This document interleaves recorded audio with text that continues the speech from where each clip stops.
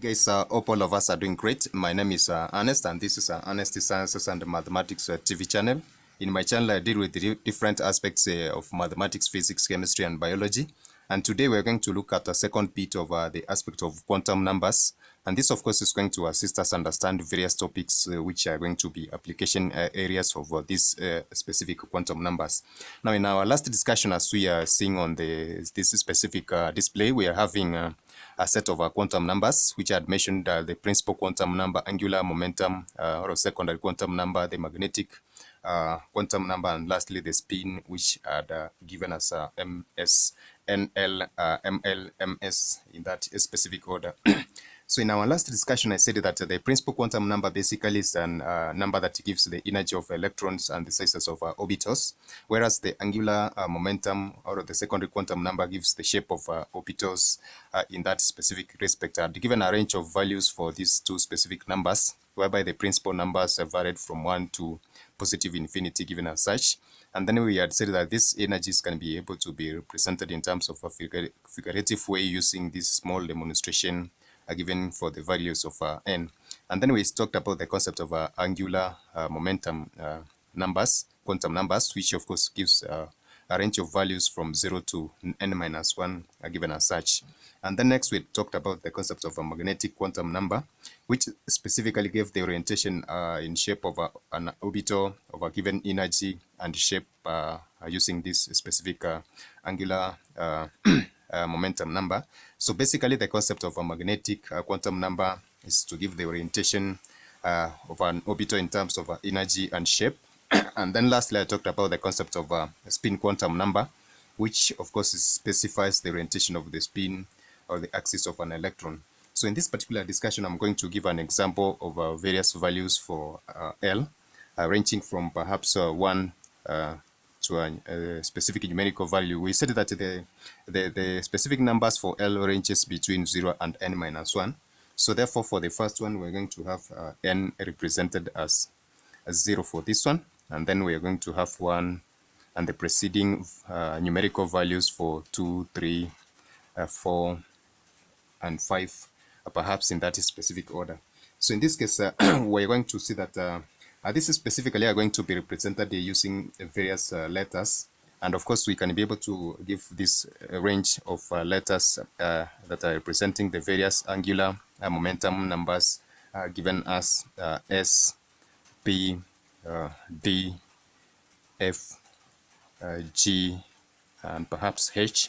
And this, as we're going to see later, are going to represent the various names of particular orbitals depending on their geometry or the shapes as we have given in this specific case. So this is going to assist us analyze the values that we're going to obtain for n. And as we said, of course, if we have the value of n, which is equivalent to 1, so this represents the first energy level, as I said. And of course, from this specific values, then we're going to have the value of L represented as n minus 1, which is basically going to be given as so we can be able to give this one L as 0, as it's going to be 1 minus 1 given as 0. So this is going to represent what we refer to as the s orbital.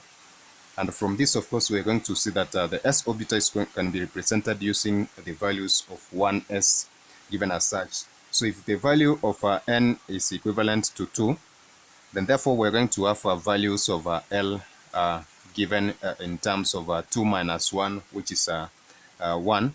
And then if the value of n is equivalent to 2, then therefore we are going to have two specific values for L, where n is equivalent to 1. This is going to be given as 0. So the value of L is going to be 0 when n is equivalent to 1. And when n is equivalent to 2, which means 2 energy levels. So this one gives 2 provisions for 1 and 2. So the value for L is going also to be represented using 1, using this specific substitution. So therefore this is going to represent, as in the first case for L is equivalent to 0, this was the s orbital. So therefore this is going to represent the s orbital given as such.